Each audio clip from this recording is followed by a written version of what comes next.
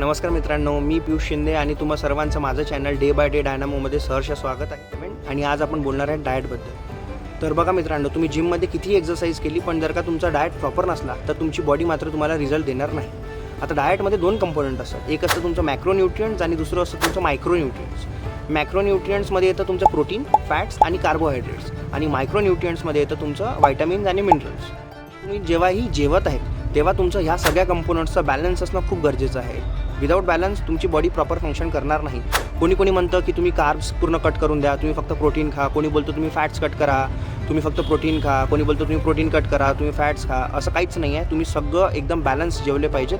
फक्त तुमच्या कॅलरी बजेटच्या तुम्ही आज जर का जेवले तर तुमचं फॅट लॉस मात्र पक्कं होणार आहे. हां, जर का तुम्ही जिम जात आहे तर तुमचं प्रोटीन इंटेक थोडा हायर लेवलवर असलं पाहिजे. आता जर का आपण एक्झाम्पल घेऊ प्रोटीन्सचे, तर प्रोटीनचे एक्झाम्पल झाले तुमचं चिकन, मटन, फिश. त्यानंतर व्हेजमध्ये तुमचं झालं सोयाबीन किंवा पनीर किंवा मिल्क, हे झाले तुमचे प्रोटीन. कार्ब्समध्ये तुमची झाली चपाती, त्यानंतर राईस, डाळ झाली, त्यानंतर स्प्राऊट्स झाले. बरेचसे लोक स्प्राऊट्सला प्रोटीन सोर्स समजतात, पण नाही.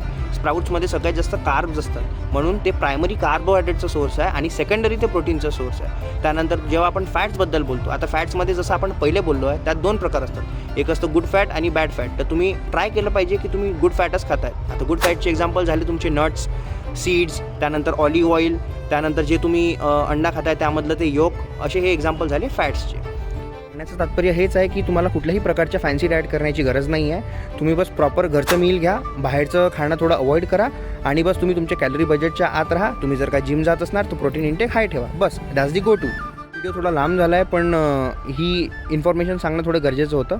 अशाच टिप्स आणि इन्फॉर्मेशनसाठी मला फॉलो करा. थँक्यू.